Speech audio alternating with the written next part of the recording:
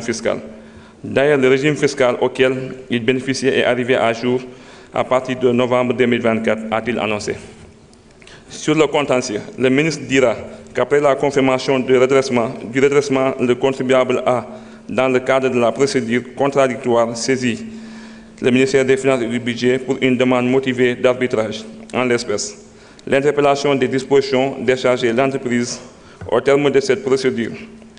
Le MFB a confirmé le montant de 14 milliards de francs CFA en lieu et place des montants de 104 milliards de francs CFA de droit simple et 48,1 milliards de francs CFA au titre de pénalité.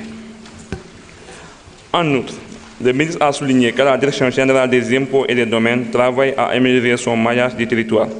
Dans ce cadre, 3 nouveaux centres de services fiscaux mis en place seront fonctionnels dès le mois de janvier 2025.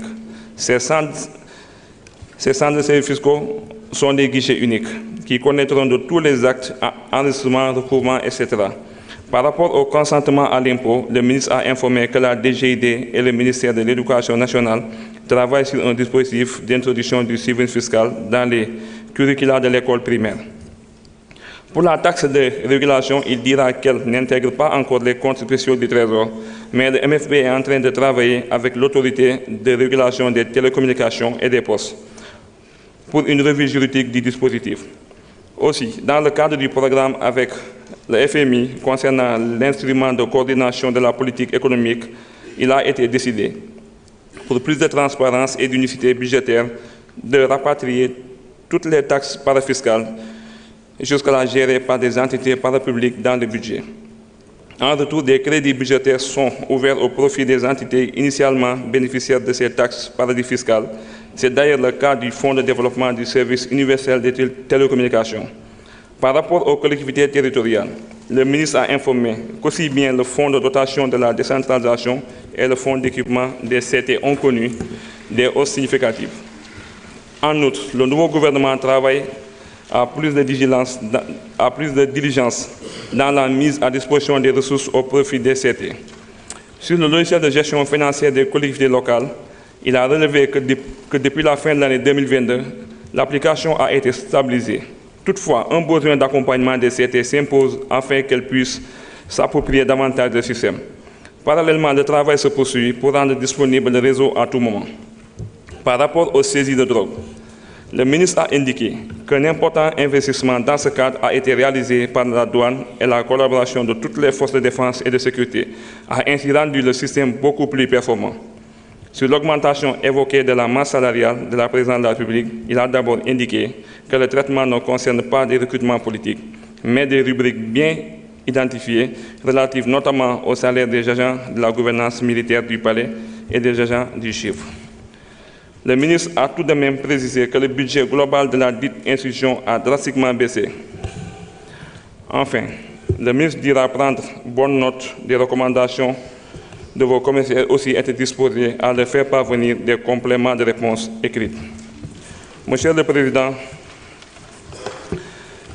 Mesdames, Messieurs les ministres, mes chers collègues, tels sont les enseignements majeurs tirés de l'examen du document de rapport économique et financier 2025, annexé au projet de loi de finances de l'année 2025.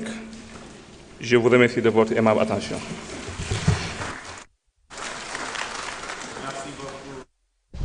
Monsieur le rapporteur général, Monsieur le ministre des Finances et du Budget, souhaitez-vous intervenir sur les considérations générales?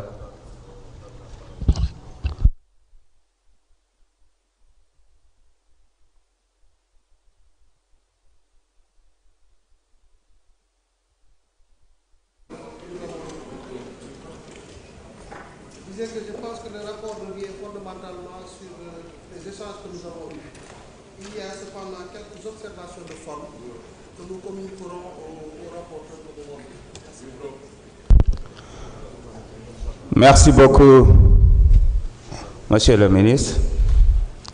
Je rappelle que nous sommes en procédure spéciale. Je rappelle que, conformément aux dispositions de l'article 86, alinéa 6, en engageant la responsabilité du gouvernement devant l'Assemblée nationale sur le vote du projet de loi de finances Pour l'année 2025,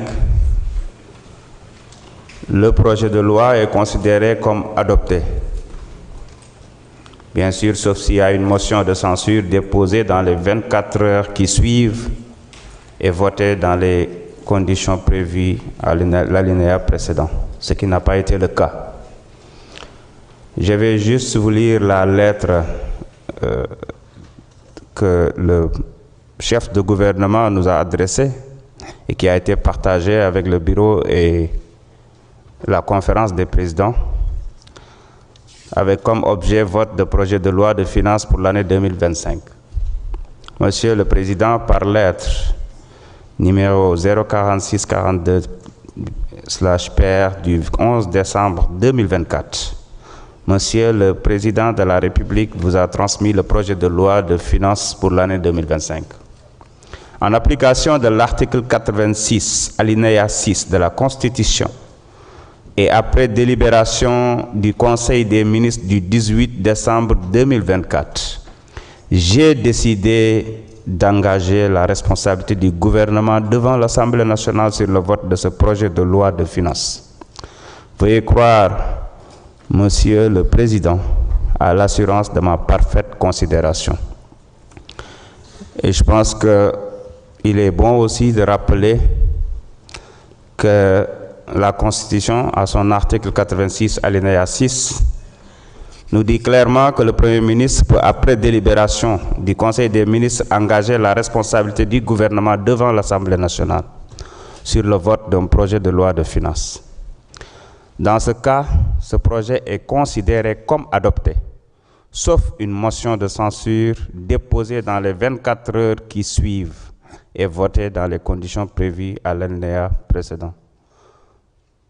Donc, le Premier ministre peut en outre recourir à cette procédure pour un autre projet ou une proposition de loi par session. Ceci étant dit, il n'y a pas eu de motion de censure déposée. Je voudrais donc, il n'y aura pas de débat, zéro débat. Je voudrais donc féliciter Monsieur le Premier ministre et Monsieur le ministre des Finances et l'ensemble du gouvernement. Est-ce que vous pouvez vous taire? Est-ce que vous pouvez vous taire? Est-ce que vous pouvez vous taire?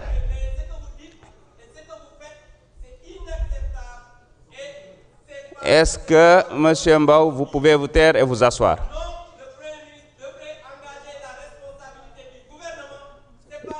Je voudrais donc féliciter. Si vous insistez, vous allez sortir de la salle. Asseyez-vous, sinon vous sortez de la salle.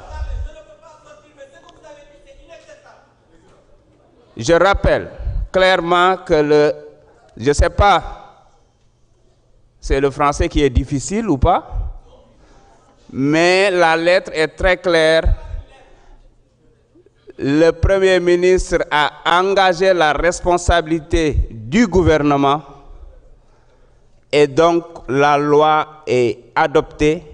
Je félicite le gouvernement pour l'adoption du projet de loi de finances pour l'année 2025. Mes chers collègues, l'ordre du jour étant épuisé, je propose à l'Assemblée de lever la séance et de reprendre nos travaux à 13 h pour l'élection des membres de la Haute Cour de justice. La séance est levée.